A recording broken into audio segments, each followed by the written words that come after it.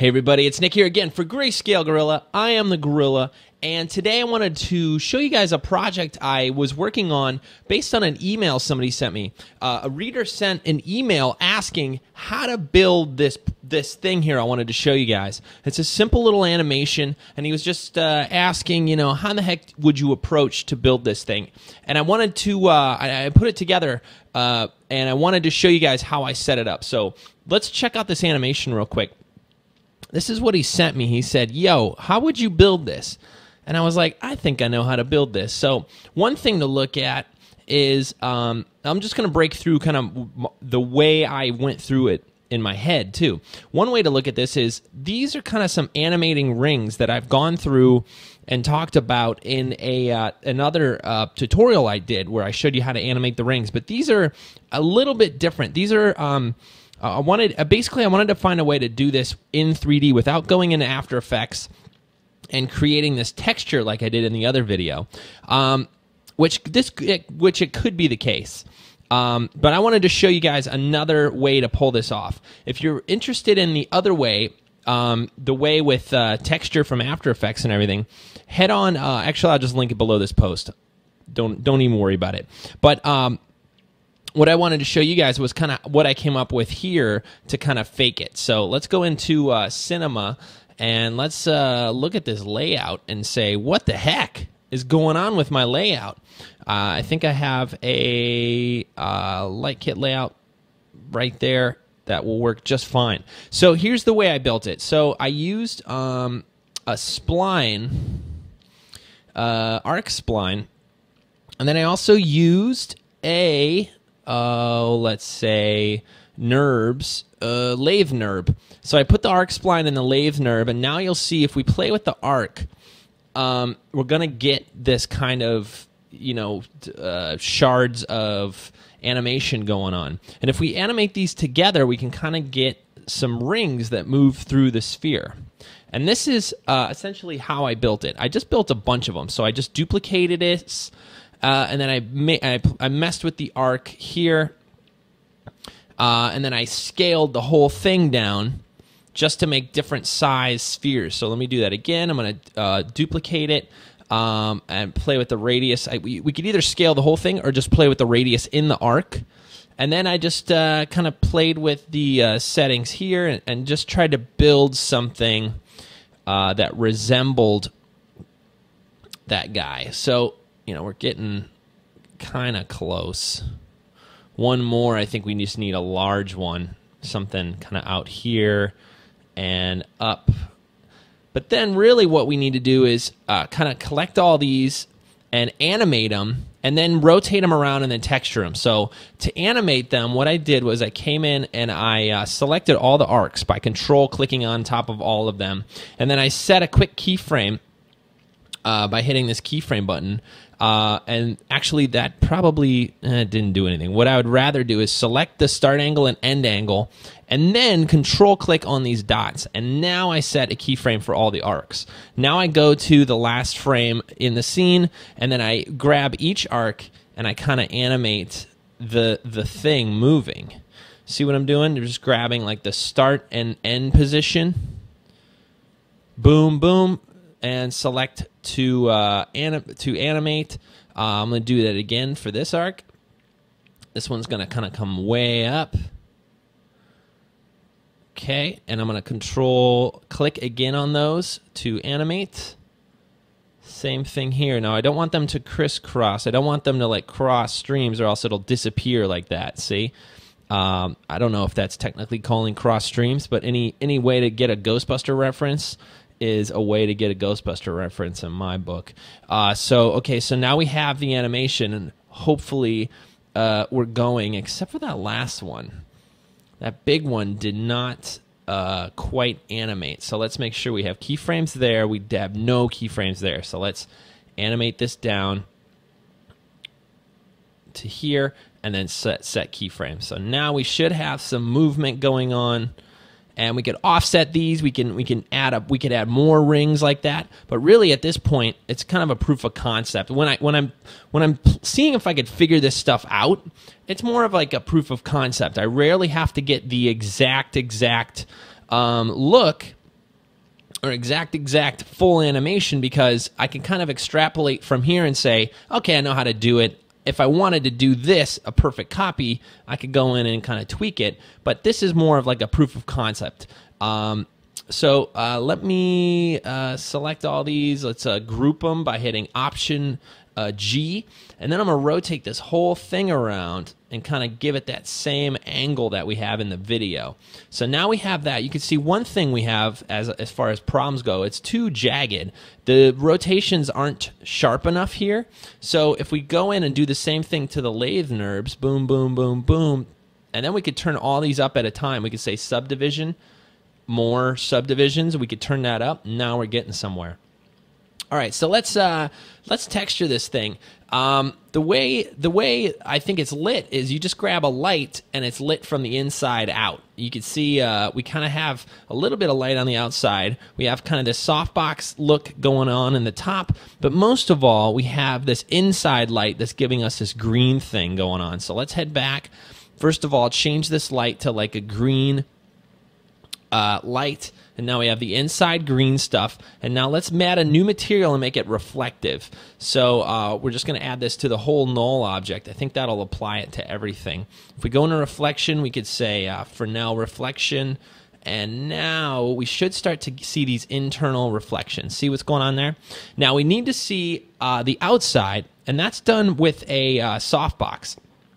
You can see in the reference here we have this little softbox that's being reflected in the top. Now you can make this by hand with a plane and luminant texturing, and then you can add a light and do the whole thing. But that's essentially what I made the light kit for. So I'm going to use the overhead softbox, which was made just pretty much exactly for that reason right there. With the overhead softbox, if I just zoom out, you can see we have the overhead softbox, and what we do need to do is adjust its width and height to get that more oval, or I'm sorry, more rectangle-y shape. And now if we zoom in, we're gonna start to see, not only is it lit from on top, but we start to see this texture. Now, it's way too bright, right? We could turn this way down. Now we're starting to get somewhere. Now it's only just barely lighting the top, and we have this nice little kind of softbox texture that we can actually, you know, try to center a little bit as well. It's a little bit off center, mainly because we rotated this thing around to try to match it. There we go. All right, now we have this nice softbox. We're getting a little bit of color from the top. We are going to tint it as well. See, it's got a little bit of a green tint. Truthfully, this may have all been done in post. Maybe he pulled a white and black image and then tinted it all green in something like After Effects. But here, we're just going to try to pull this off in right in Cinema. So we could just grab the softbox and tint this a little bit green as well. And now we're going to start to see that. We can maybe turn it up a little, and now we're getting somewhere. So, okay, that's looking good to me. One thing we're missing is the floor. So let's add a plane for the floor. Let's grab it, zoom it down, and scale it up. And what we're going to do for the floor is add a new material, and that material is going to be a reflective black material. I'm just going to make like a dark black color, not 100%, never 100%, but pretty close. Come into reflection and just make it really low reflection, something like 3% reflection. And if we back out, we could start to see the reflection in the floor. Let's turn it up and make sure we got it working. Okay, so there it is. You can see the reflection in the floor just a bit. But what's blocking it is the specular that's on the floor. So you could see if we turn off the specular, we're going to see it. But if we look at the video, I feel like I'm going fast, but that's okay, man. I'm feeling this one. If we look at the video, there is kind of a specular right here on the floor. So we kind of want to get that look as well. The way we do that is we make a sharper specular. So if we come to specular, you can see we kind of have this wide specular. We can narrow it. Well, I'll make it a little taller so you can see it, but we can narrow it as well and make this sharper highlight and turn it back on, of course. And now we should start to see this light. And if we move the light down, I think we're going to start to emulate that little glow on the floor. I keep moving it, but there it is. one thing we could do is kind of crank up the brightness inside of here and try to get this hot spot on the floor. We could also turn up our specular to try to get it as well. One thing we could do is also, looking at the reference video, our floor, our reflections are blurry. You see how they're a little bit blurrier than the top?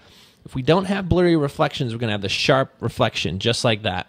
To add a little bit of blurry reflections, just come on into blur and say like 10%. Take a look. Now, it does take a little bit longer to render. We're going to turn off the specular for now, just to make sure our reflections are looking good. But that's looking good. We can even turn up our reflections a little bit higher.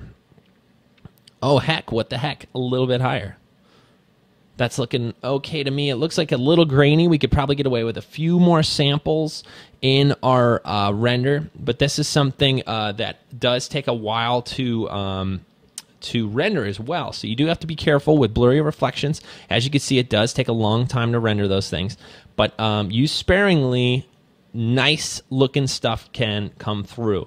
So from here, I like to kind of pull them up side by side, get rid of Gary there. And you can see one thing, we have more neon colored lighting. So let's kind of pick a more extreme green. And that's looking a little better. I'm guessing it's a little bit brighter as well. And we also have some glowing going on. Now, we could try to fake the glow here in Cinema. Mostly when it comes to glowing material, I always do that in a post setting. You can see here we can get close. We could actually come in and just turn on glow in our texture, maybe crank the radius up, and maybe play with the outer strength. You could turn that down a little bit and turn up the inner strength and try to get a little bit of glow going on like that. We're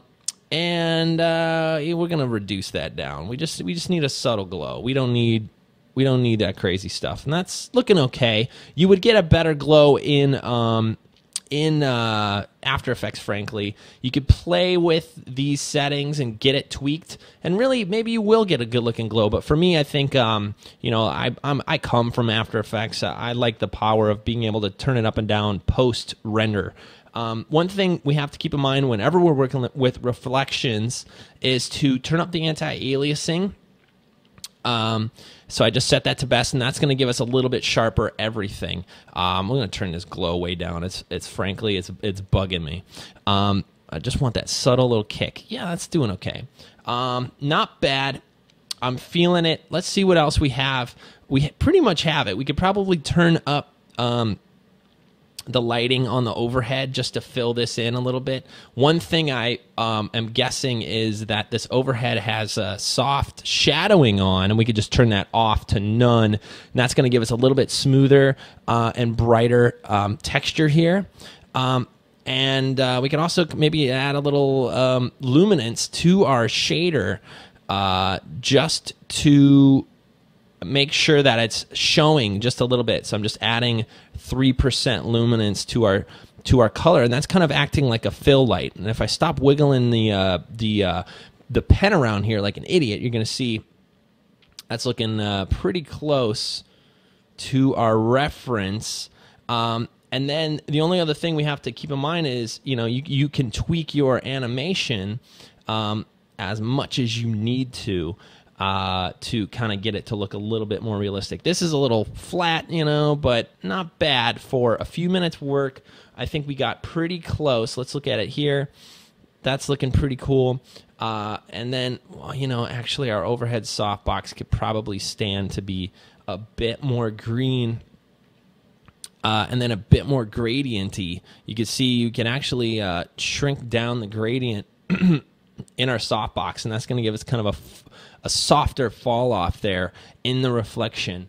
Not too bad for a few minutes work.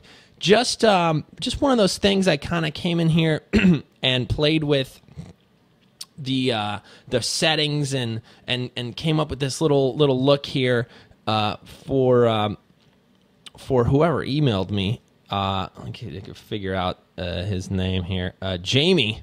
Thank you, Jamie, for turning me on to playing with this here. And And you know, the reason I show you guys isn't to pull this trick off necessarily. The reason I want to show you guys stuff like this is try to get behind the thinking of how to brainstorm, how to come up with different ways to do this stuff, and how to see it, how to see this stuff. And this was a big revelation in photography for me when people would say, you know, you could figure out how they're lighting a scene if you just look at their eyes. And in the eyeball, you could see the reflections of the softboxes and on the hard lights and the different colors. And that thing alone allowed me to look at a photography magazine or something and look in the eyes and really see how the lights are laid out. And that's kind of what I'm showing you here. You can really get to know a lot about how things are being rendered, and especially textures and lighting and stuff, by looking at these cues, the softbox we found, the glossy reflections in the floor, the specular highlights. All these little things add together to make certain looks, the glows, right? So anyway, keep an eye out for that stuff. If you're finding something that you want to figure out how it's made, open up After Effects and just start digging in and seeing how close you can get to it. And then when you get stuck, look at why you're stuck and look at how to fix it. So anyway, just a little one today. Hope you guys liked it. I'll see you guys in another tutorial really soon. Thanks as always for watching. I'll see you guys soon. Bye, everybody.